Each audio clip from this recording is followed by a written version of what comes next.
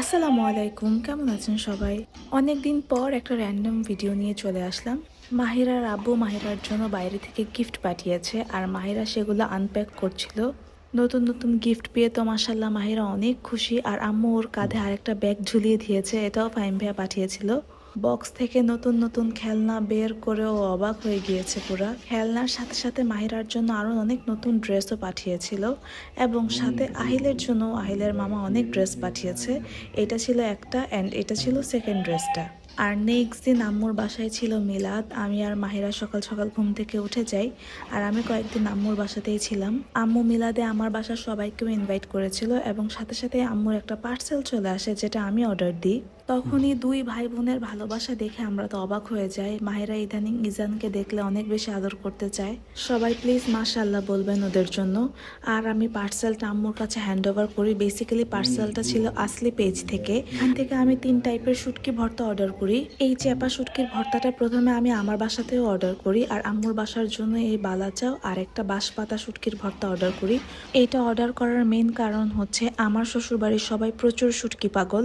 আর আম্মু যেদিন দাওয়াত দিয়েছে, আম্মু একটু অসুস্থ ছিল, আম্মু কোনো ভর্তার অ্যারেঞ্জমেন্ট করতে পারেনি, তাই ইনস্ট্যান্ট এই ভর্তাগুলো আমি কাজে লাগিয়ে ফেলি। প্রথমে আমি বালাচাও রেডি করে ফেলি।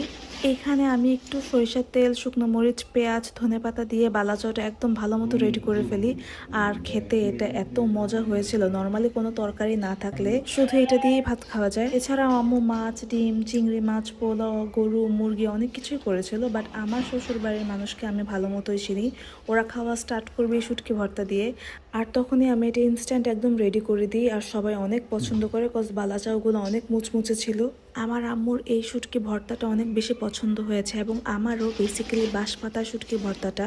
আম্মুর বাসায় এমনিতেই সবাই ভাত কম খায়, তাই আম্মু বেশি তরকারিও রান্না করে না। আর এই শুটকি ভর্তাটা থাকলে আম্মুর আর কোনো টেনশন নাই। আপুকে ভর্তাটা দিতে আমি খুবই ভয় পাচ্ছিলাম, কারণ শুটকি ভর্তা নিয়ে আপু খুবই পিকি। যাক, তবে শ্বশুরবাড়িতে আসলে পেজের কারণে আমার মান সম্মানটা একটু বাঁচলো। দেন আমিও একটু খেয়ে টেস্ট করে নিচ্ছিলাম যে খেতে কেমন। আসলেই খেতে ভালো। অনেক সময় খাওয়ার রুচি না থাকলেও এটা দিয়ে ইজিলি 1 প্লেট ভাত খাওয়া যাবে। দেন নেক্সট ডে আমি চলে যাই আমার ভার্সিটিতে। আমার ক্লাস প্রায় অনেকগুলো শেষ হয়ে গিয়েছে, আর আমি ওই দিনই ফার্স্ট ক্লাস করেছি, কজ বাবু ছোট থাকার কারণে আমি ক্লাস প্রায় মিস দিই। এরপর ক্লাসে যে আমি কিছুই বুঝি নাই, বাট আমার ভরসা আমার ফ্রেন্ড তো আছে। আমি প্রতি সেমিস্টারে 2-3টা ক্লাসে যে জাস্ট আমার ফেসটা দেখায় আসি যে আমি ওই ক্লাসের একটা স্টুডেন্ট। বাবু হওয়ার পর থেকে আমি একদমই রেগুলার ক্লাস অ্যাটেন্ড করতে পারছিলাম না। আমাকে দেখে ফ্যাকাল্টিরাও কনফিউজড হয়ে যায় যে আমি আদৌ এই ক্লাসের স্টুডেন্ট কিনা। ক্লাস শেষ করে আমি আর আমার ফ্রেন্ড চলে গেলাম একটু বেলপুরি খেতে, যেহেতু অনেকদিন পর ক্লাসে এসেছি। পরে শ্যাডোতে যেয়ে আমরা 1 কাপ চা খেলাম। দেন মন খারাপ করে বাসায় চলে যাচ্ছিলাম, কারণ ক্লাসে যেয়ে শুনেছিলাম যে নেক্সট ক্লাসে নাকি আমাদের মিড। আজকের ভিডিওটা এই পর্যন্তই। সবাই ভালো থাকবেন এবং আমার জন্য দোয়া করবেন, কারণ নেক্সট উইকেই আমার এক্সাম। আল্লাহ হাফেজ, বাই বাই।